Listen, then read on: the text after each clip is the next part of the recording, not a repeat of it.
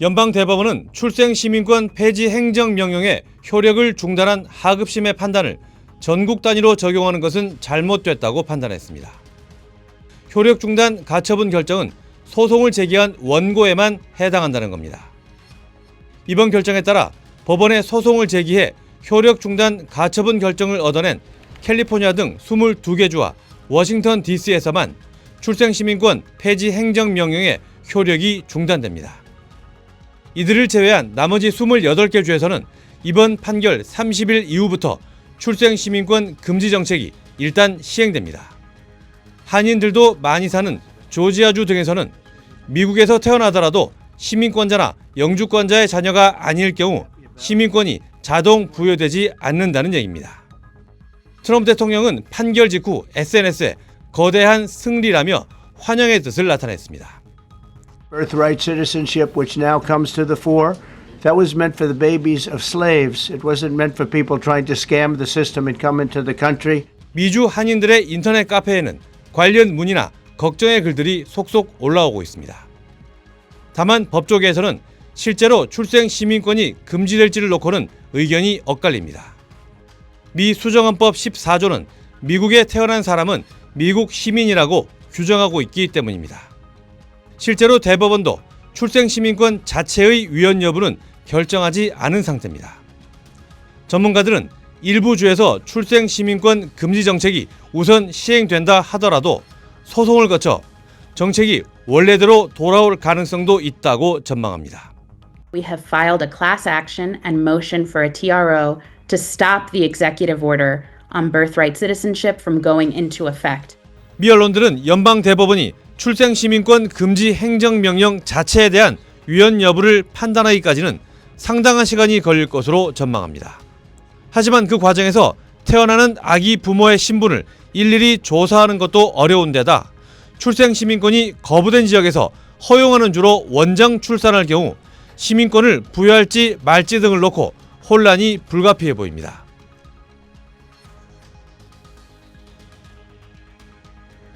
미국 뉴햄프셔주의 한 연방 판사가 트럼프 대통령이 내린 출생 시민권 제한 명령을 미국 전역에서 일시 중지하는 조치를 내렸습니다. 조셉 라플란테 뉴햄프셔 연방지방법원 판사는 임신한 이민자와 이미 출산한 이민자 그리고 그 자녀들이 낸 집단 소송을 받아들이면서 이렇게 판단했습니다.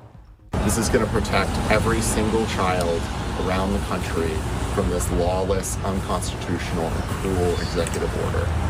보수가 6명으로 진보 3명을 압도하고 있는 대법원이 2주 전 대통령에게 유리한 판단을 내린 걸 사실상 뒤집은 겁니다. 당시 대법원은 전국 94곳에 있는 연방 지방법원 판사들이 전국적으로 대통령 명령을 차단할 수 없다는 결정을 내렸습니다. 트럼프 대통령이 행정명령만으로 다양한 제도를 바꿀 수 있는 길을 터준 결정이라는 평가를 받았습니다. So thanks to this decision, we can now properly file to proceed with these numerous policies and those that have been wrongly enjoined on a nationwide basis, including birthright citizenship. 다만 대법원은 피해 당사자들이 직접 집단 소송을 낼 경우에는 지방 판사들이 대통령 결정을 막을 수 있다는 단서를 달았습니다. 그리고 오늘 판사가 다시 이 단서를 이용해서 금지 명령을 내린 겁니다. 다른 지방법원 판사들도 집단 소송을 전제로 트럼프 대통령 명령에 제동을 걸 수 있는 길이 열린 셈입니다. 백악관은 오늘 법원 결정에 대해서 아직 입장을 내놓지 않고 있습니다. 뉴욕에서 SBS 김범주입니다. 하버드 대학의 외국인 학생 등록을 차단하도록 한 미 정부 조치에 제동이 걸렸습니다. 미 매사추세츠 연방법원은 트럼프 정부의 학생 및 교환 방문자 프로그램 인증 취소 조치를 중지해달라는 하버드 대학 측의 가처분 신청을 받아들였습니다. 법원은 하버드대가 즉각적으로 회복 불가능한 손해를 입게 된다는 점이 충분히 입증됐다고 설명했습니다. 앞서 미 국토안보부는 그제 하버드대의 유학생 및 교환 방문자 프로그램 인증을 종료한다고 밝혔습니다. 이 조치가 시행되면 외국인 유학생 등록이 불가능하며 재학생도 다른 학교로 옮겨야 한다고 미 정부는 밝혔습니다. 트럼프 행정부는 하버드대가 반미국적, 친테러리스트 선동가들의 활동을 허용해왔다고 주장했습니다. And then you see those same people picketing and screaming at the United States and screaming at, their anti-Semitic or they're something. We don't want troublemakers here. 하버드대는 이번 조치가 시행되면 전체 재학생의 27%에 달하는 7천여 명과 그 가족들이 영향을 받게 된다고 밝혔습니다. 여기엔 하버드대 케네디 스쿨에서 수학 중인 벨기에의 차기 국왕후보 엘리자베트 공주도 포함돼 있다고 일부 외신은 전했습니다.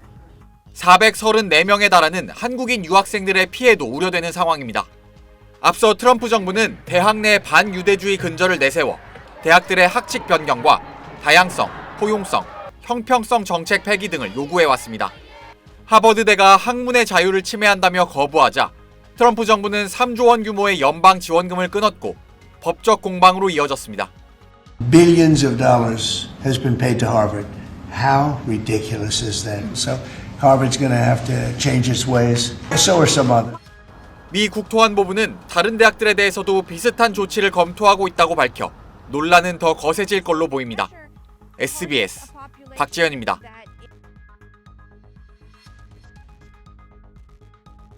트럼프 미 대통령은 SNS에 올린 글에서 하버드대가 거의 31%에 달하는 학생들이 외국 출신이라는 사실을 말하지 않는 이유가 뭐냐고 따졌습니다. 유학생들의 출신 국가들은 학생들의 교육에 한 푼도 내지 않고 앞으로도 낼 생각이 없으며 이들 중 일부 국가는 미국에 전혀 우호적이지 않은데도 아무도 이를 말해주지 않았다고 주장했습니다. 트럼프는 하버드대에 수조 원을 지원하고 있는 만큼 외국인 학생이 누구인지 공개하라는 건 합리적인 요구인데도 하버드대가 이를 제대로 밝히지 않고 있다고 비판했습니다. 또 하버드대는 700억 원이 넘는 돈을 갖고 있다면서 이 돈을 쓰고 연방정부에 보조금을 요청하는 걸 중단하라고 촉구했습니다.